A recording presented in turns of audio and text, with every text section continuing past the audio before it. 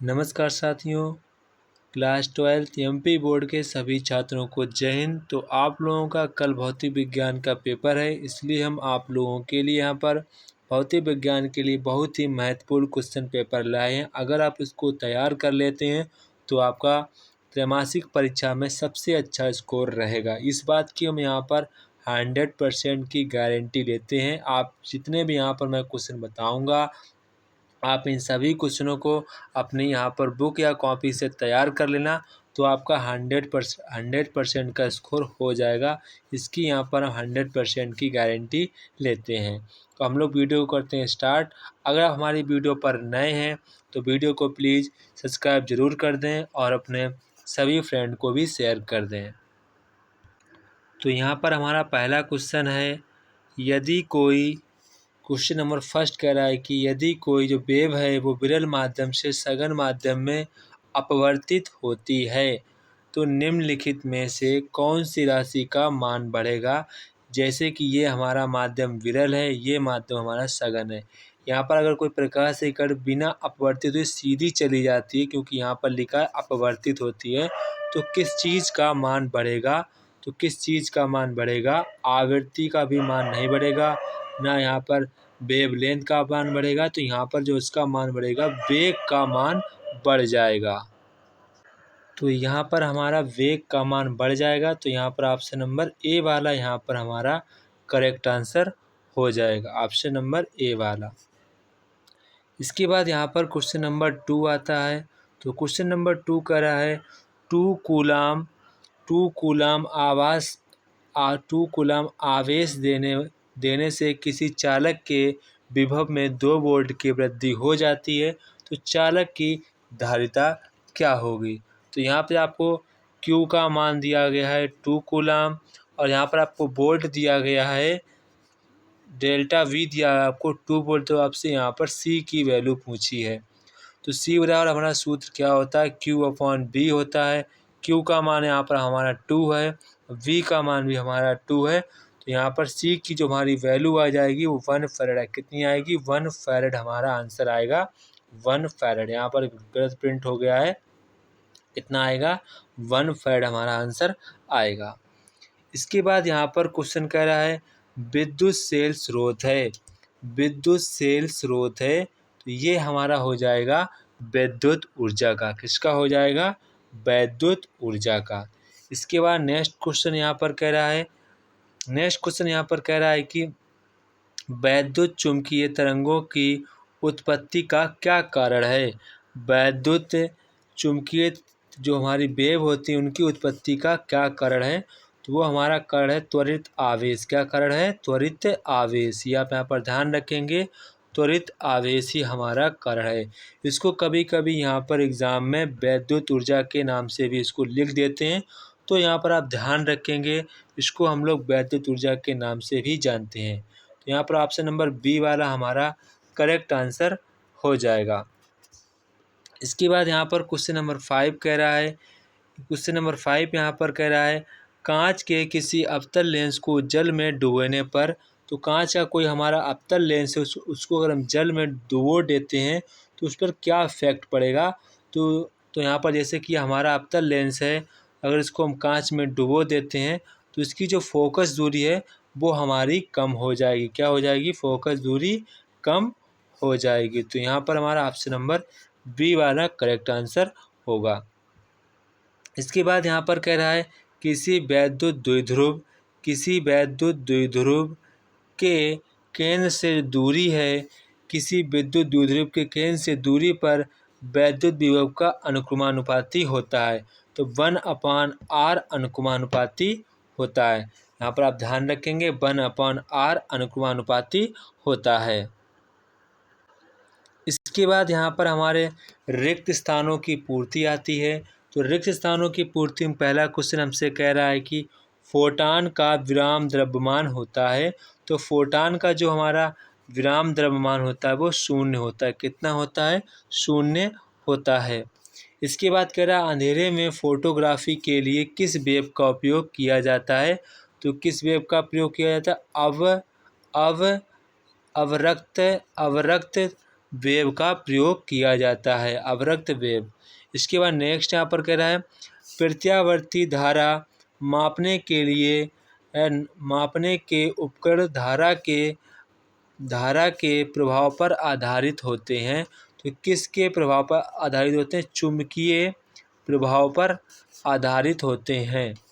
इसके बाद यहाँ पर कह रहा है प्रेरित विद्युत वाहक बल में परिवर्तन के कारण होता है। तो क्या होता है? प्रेरित विद्युत वाहक बल में किसके कारण प्रेरित होता है? चुंबकीय क्षेत्र के कारण। किसके कारण? चुंबकीय क्षेत्र में परिवर्तन के कारण उत्पन्न होता है। ये आप ध्यान रखेंगे, काफ़ी इम्पोर्टेंट क्वेश्चन है।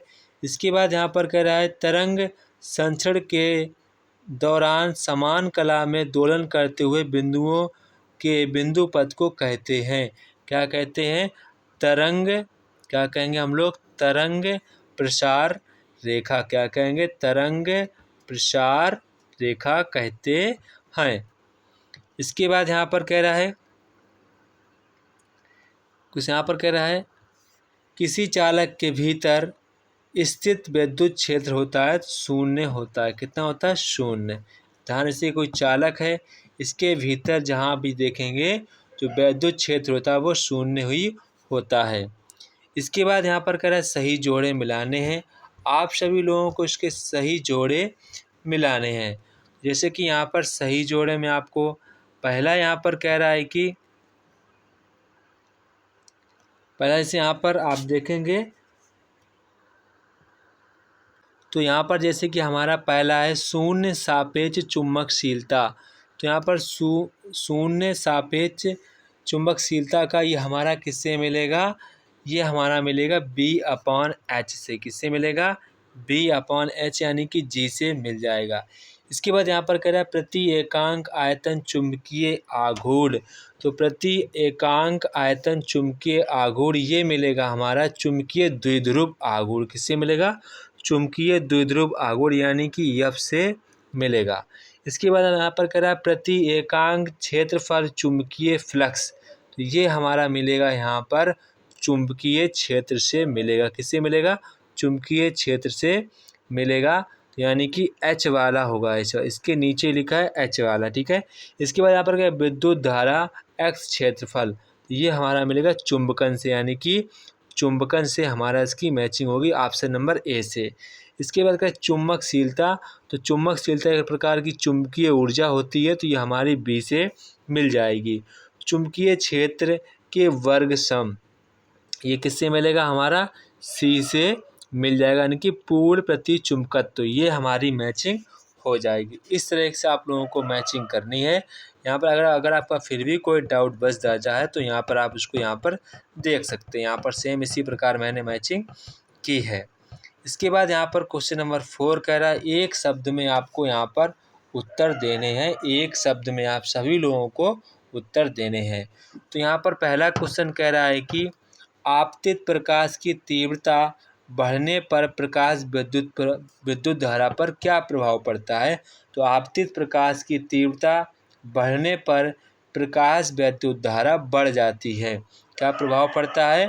विद्युत धारा बढ़ जाती है।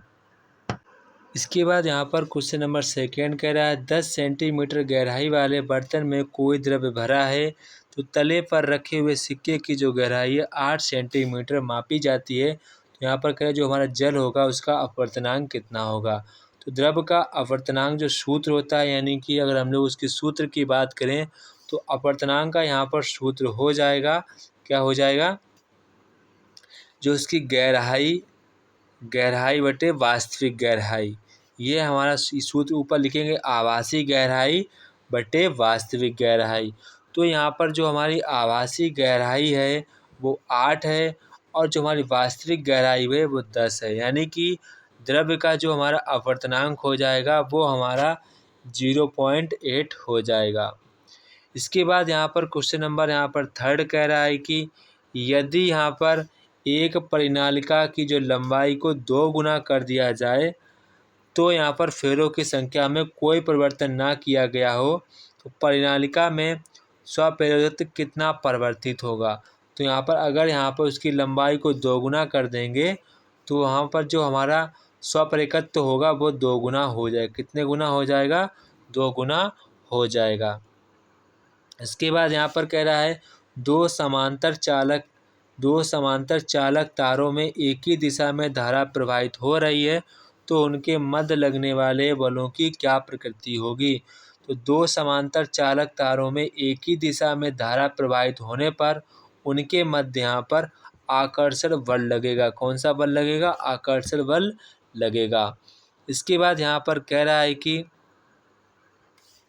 अनुगमन वेग और विद्युत क्षेत्र की तीव्रता में आपको संबंध बताना है। इसके बाद नेक्स्ट क्वेश्चन की ओर हम लोग बढ़ते हैं। तो क्वेश्चन नंबर 5 यहाँ पर कह रहा है कि सत्य और असत्य आपको यहाँ पर बताने हैं। यहाँ पर वैसे मैंने सभी के आंसर लिख दिए हैं नीचे, ताकि यहाँ पर आपको कोई भी डाउट ना रहे। यहाँ पर देख लीजिए, पहला क्वेश्चन कह रहा है किसी धातु की जो सतह पर इलेक्ट्रॉनों को उत्सर्जन के लिए आवश्यक ऊर्जा अलग अलग इलेक्ट्रॉनों के लिए भिन्न भिन्न होती है। तो ये बिल्कुल गलत स्टेटमेंट है, इसीलिए यहाँ पर मैंने इसको असत्य लिख दिया है। सभी की ऊर्जा कैसी होती? सेम होती है। एक ही कोई धातु है, उस पर सारे इलेक्ट्रॉन एक ही होंगे कि नहीं होंगे? तो सभी में जो ऊर्जा होगी वो यहाँ पर सेम उत्सर्जन करने के लिए होगी। इसके बाद यहाँ पर कह रहा है कि जब प्रकाश विरल माध्यम से सघन माध्यम में प्रवेश करता है तो उसकी ऊर्जा घट जाती है। बिल्कुल ये सत्य बात है। अगर ये हमारा विरल माध्यम है, ये सघन माध्यम है, तो यहाँ पर देखो इसकी जो रे आती हैं जिसके द्वारा घट जाती हैं, क्योंकि यहाँ पर सघन माध्यम में इसकी जो ऊर्जा है कम हो जाती है, जिस कारण थोड़ी सी यहाँ पर बैंड हो जाती है, मतलब कि झुक जाती है।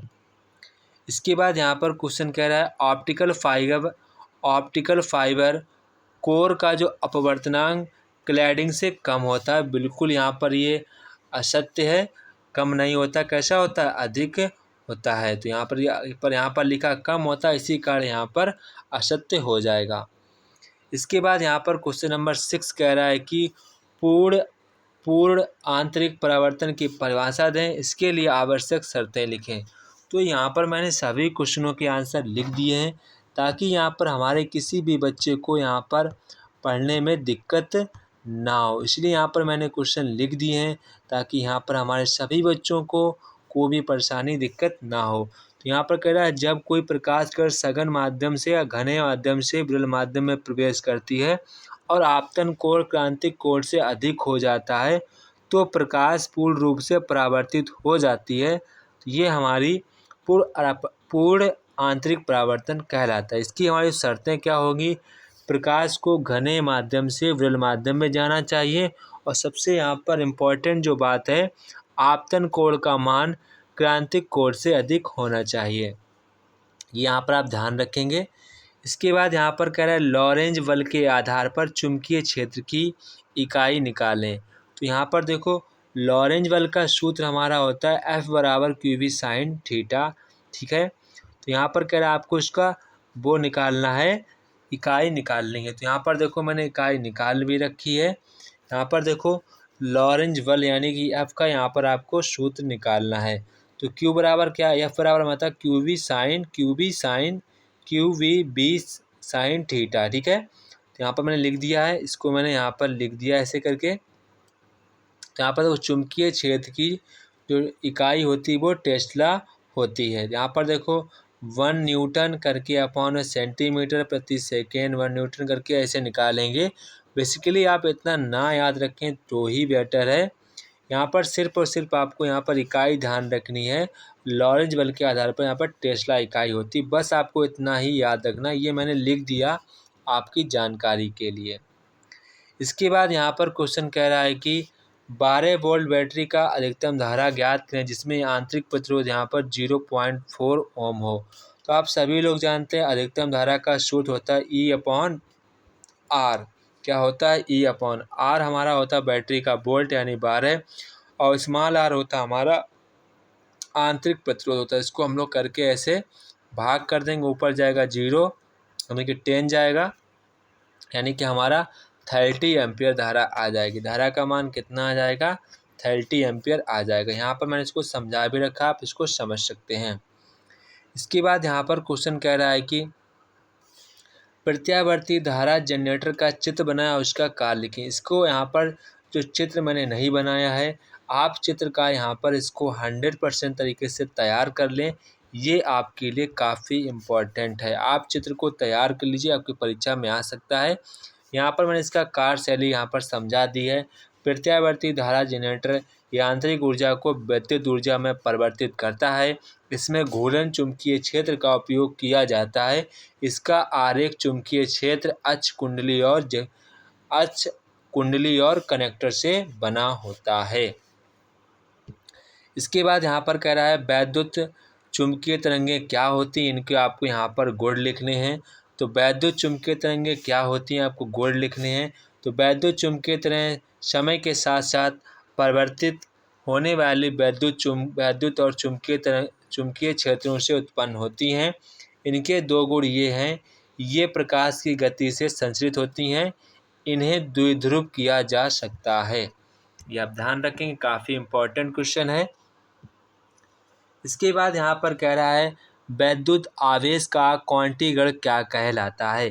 क्वांटीकरण मतलब होता है जो वैद्युत आवेश होता है, जो इलेक्ट्रॉन होता है, इलेक्ट्रॉन को यहाँ पर उसको आप टुकड़ों में बांट नहीं सकते। मतलब इतना आवेश आपको हर बार में देना पड़ेगा, इससे कम आवेश आप नहीं दे सकते हैं। तो यहाँ पर मतलब कि इलेक्ट्रॉन को केवल पूर्णांक रूप में ही आप किसी को शेयर कर सकते हैं। मतलब कि आप 3 इलेक्ट्रॉन किसी को दे सकते हैं, लेकिन आप 3/2 इलेक्ट्रॉन किसी को भी नहीं दे सकते। यही इसी नियम को हम लोग क्वांटीकरण के नाम से जानते हैं। तो यहाँ पर देखो यही साफ साफ लिखा भी है, वैद्युत आवेश का क्वांटीकरण इसलिए होता है क्योंकि वैद्युत आवेश का जो स्थानांतरण होता है केवल पूर्णांक में ही हो सकता है। यही आपको यहाँ पर याद रखना है। इसके बाद यहाँ पर कह रहा है इलेक्ट्रॉन उत्सर्जन क्या है, इसके प्रकार लिखिए। तो इलेक्ट्रॉन उत्सर्जन वह प्रक्रिया जिसमें किसी पदार्थ की सतह से इलेक्ट्रॉन निकलते हैं, तो ये आपको यहाँ पर इलेक्ट्रॉन उत्सर्जन कहलाता है। इसके बाद यहाँ पर क्या इसके प्रकार लिखिए। तो तापीय उत्सर्जन, प्रकाश विद्युत प्रभाव, क्षेत्रीय उत्सर्जन। तो ये आपके यहाँ पर टाइप हो जाएंगे, आप इनको अच्छे प्रकार से तैयार कर लीजिए। इसके बाद यहाँ पर कह रहा है कि लेंज के नियम आप लिखिए, उनको समझाइए। तो लेंज का जो हमारा नियम होता है वो यहाँ पर आपको लिखना है और साथ साथ में आपको उसको समझाना भी है। तो यहाँ पर कह रहा है लेंज का नियम यह बताता है कि प्रेरित जो धारा की दिशा है हमेशा उस परिवर्तन का विरोध करती है जिससे वह उत्पन्न होती है। यह ऊर्जा संरक्षण के नियम पर आधारित है। ये आप ध्यान रखेंगे, कई बार क्वेश्चन पूछा गया है। इसके बाद यहाँ पर कह रहा है 8 वोल्ट की बैटरी को टर्मिनल वोल्टेज ज्ञात करें जिसमें आंतरिक प्रतिरोध यहाँ पर दिया गया है। तो ये बैटरी कितनी चार्ज है, सेम वही सूत्र है। यहाँ पर आपको ये वाला सूत्र अब लगाना है टर्मिनल वोल्ट का, V = E - IR। ये आपको यहाँ पर लगाना है फार्मूला। यहाँ पर आप लोगों को E दिया गया है 8 वोल्ट और यहाँ पर I आपको यहाँ पर जो I है, जो यहाँ पर आपको जो I है, यहाँ पर जो आपको आई है वो जहाँ पर 0.25 ही लेना है, 0.05 लेना है। धारा भी आपको यहाँ पर 0.5 ही लेनी है, ठीक है। अब ध्यान रखेंगे। तो यहाँ पर जो हमारी ऊर्जा निकल कर आ जाएगी, जो हमारा चार्ज बैटरी निकल कर आ जाएगी कितनी, 7.5 वोल्ट निकल कर आ जाएगी, ठीक है। यहाँ पर आपको बेसिकली यहाँ पर 2 बार सूत्र का प्रयोग करना है। देखो यहाँ पर पहले हमने इसका सूत्र का प्रयोग किया, इसके बाद ना आया, फिर हमने इसका प्रयोग किया, तो हमारे यहाँ पर आंसर ये आ गया। इसके बाद यहाँ पर कह रहा है डी ब्रोगली का कर्ष सिद्धांत लिखिए। तो ये काफ़ी इम्पोर्टेंट क्वेश्चन है। तो यहाँ पर डी ब्रोगली का ये आप ध्यान रखेंगे, लैम्डा = h/p/λ, ये आप ध्यान रखेंगे। ये आपके लिए काफ़ी इम्पोर्टेंट है। इसको हम लोग यहाँ पर जो h लिखा है डबल h हो गया टाइप, यहाँ पर जो h लिखा है जिसको हम लोग प्लैंक के स्थिरांक के नाम से जानते हैं। जो p है वो हमारा कण का संवेग है, ध्यान रखेंगे, p हमारा कण का संवेग है। इसके बाद यहाँ पर कह रहा है 2 लेंसों के संयुक्त फोकस दूरी का सूत्र लिखिए। तो काफ़ी आसान होता है, 1/f = f1 + 1/f2। जितने भी सूत्र होंगे वैसे यहाँ पर लगते हुए चले जाएंगे। इसके बाद यहाँ पर कह रहा है एक वृत्ताकार पास के अक्ष पर स्थित किसी बिंदु पर चुंबकीय क्षेत्र की तीव्रता का यहाँ पर सूत्र ज्ञात करना है। तो ये आपका मैंने सूत्र लिख दिया है, इसको अब अच्छे प्रकार से यहाँ पर तैयार कर लेंगे। म्यू नॉट आई 2 RB ये होता है हमारा चुंबकीय क्षेत्र का अच स्थिति में इसका सूत्र, यहाँ पर आप ध्यान रखेंगे। इसके बाद यहाँ पर कह रहा है ताप बढ़ने पर किसी पदार्थ की प्रतिरोधकता क्यों बढ़ जाती है। तो ताप बढ़ने से पदार्थ के परमाणुओं और अणुओं की गतिज ऊर्जा बढ़ जाती है, जिससे उनके बीच टकराव की संख्या बढ़ जाती है। इन टकराव के जो कारण इलेक्ट्रॉनों को पदार्थ के माध्यम से प्रवाहित होने में कठिनाई होती है। इसलिए यहाँ पर कोई भी यहाँ पर चालक तार को अगर गर्म करते हैं तो उसका हमारा हमेशा का हमेशा प्रतिरोधकता बढ़ जाती है। कुछ पदार्थों की प्रतिरोधकता ताप बढ़ाने पर घटती है, उनको हम लोग अधिचालक कहते हैं। ये आप ध्यान रखेंगे, काफ़ी इम्पॉर्टेंट क्वेश्चन है।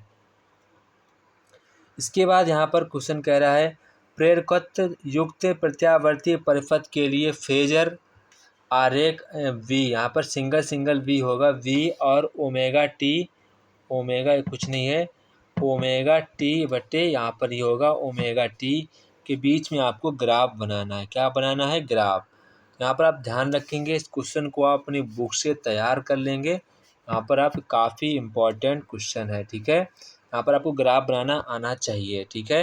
यहाँ पर आप सूत्र देख लेंगे, जो V बराबर सूत्र होता है वो हमारा होता है I ओमेगा LV, ये हमारा सूत्र होता है, आप ध्यान रखेंगे। तो यहाँ पर क्वेश्चन आपको V और L में बनाना है ग्राफ, तो यहाँ पर ग्राफ हमारा सीधा ही बनेगा। अगर आप किसी के बीच में आप ग्राफ बनाएंगे, चाहे VI के मध्य बनाए, चाहे V ओमेगा के मध्य बनाए, या फिर आप VL के मध्य बनाए, या फिर V के मध्य बनाए, तो यहाँ पर हमेशा जो आपका ग्राफ बनेगा वो सीधी रेखा में ही बनेगा।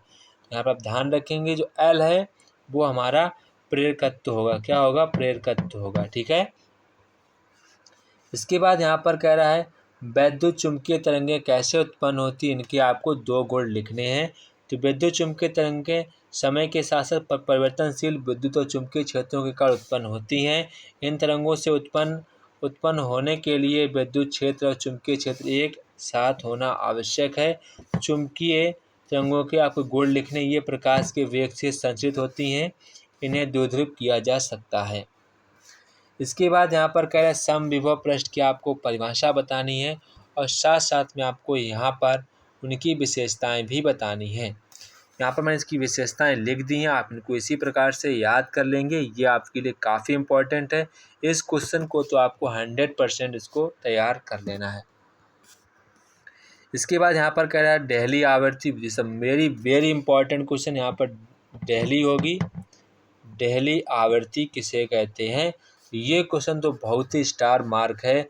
प्रकाश विद्युत प्रभाव में किसी पदार्थ से प्रकाश विद्युत उत्सर्जन होने के लिए आवश्यक न्यूनतम प्रकाश की जो आवृत्ति है, उसी को हम लोग दहलीज आवृत्ति कहते हैं। दहली आवृत्ति से कम आवृत्ति से प्रकाश विद्युत उत्सर्जन नहीं होता है। जैसे कि यहाँ पर आप ये कहना चाह रहा है, जैसे कि हमारी एक धातु है, इस पर कोई प्रकाश डालते हैं तो कम से कम जिस ऊर्जा की जो आवश्यकता होगी इलेक्ट्रॉन को उत्सर्जित करने के लिए, वही हमारी जो ऊर्जा होगी उसको हम लोग डेहली आवृत्ति कहते हैं, ठीक है। अब ध्यान रखेंगे। इसके बाद यहाँ पर क्वेश्चन कह रहा है कि विद्युत वितरण प्रणाली में निश्चित धारा के स्थान पर प्रत्यावर्ती धारा क्यों उपयोग की जाती है? ये क्वेश्चन सबसे मोस्ट इम्पॉर्टेंट क्वेश्चन है। वैद्युत वितरण प्रणाली में निश्चित धारा के स्थान पर प्रत्यावर्ती धारा का प्रयोग निम्नलिखित कारणों से किया जाता है। पहला कारण यहाँ पर है प्रत्यावर्ती धारा को ट्रांसफर की सहायता से आसानी से वोल्टेज में परिवर्तित किया जा सकता है। दूसरा यहाँ पर रीजन है प्रत्यावर्ती धारा को उपकरणों द्वारा आसानी से उपयोग किया जा सकता है, ये भी हमारा सही रीजन है। तो यहाँ पर क्वेश्चन को तैयार कर लेंगे। इसके बाद नेक्स्ट क्वेश्चन यहाँ पर क्वेश्चन नंबर 24 है हमारा। तो क्वेश्चन नंबर 24 यहाँ पर कह रहा है प्रकाश विद्युत प्रभाव किसे कहते हैं? प्रकाश का आपको यहाँ पर वेव सिद्धांत समझाने हैं, क्यों असफल हो गया। यहाँ पर इसका सटीक रीजन यहाँ पर मैंने लिख दिया है। जब किसी पदार्थ की सतह से उच्च आवृत्ति का प्रकाश पड़ता है तो उससे इलेक्ट्रॉन उत्सर्जित होते हैं। इस घटना को प्रकाश विद्युत प्रभाव के नाम से जानते हैं। प्रकाश के तरंग सिद्धांत के अनुसार तरंग निरंतर ऊर्जा का प्रवाह करती है, लेकिन प्रकाश विद्युत प्रवाह में ऊर्जा का जो प्रवाह है वो क्वांटम में होता है, जो यहाँ पर वेव सिद्धांत को समझने में असफल करता है। तो ये था हमारा रीजन। आप इन सभी क्वेश्चनों को अच्छे प्रकार से तैयार कर लीजिए। आपको लग गया होगा कि यहाँ पर मैंने कितने इंपॉर्टेंट क्वेश्चन बताएं जिससे आपका 100% रिजल्ट बन सकता है। तो जय हिंद साथियों, फिर मिलते हैं अपने नेक्स्ट वीडियो में। तब तक कि आप सभी लोगों को जय हिंद। आप अपने सभी दोस्तों को भी इस वीडियो को ज़रूर शेयर करें।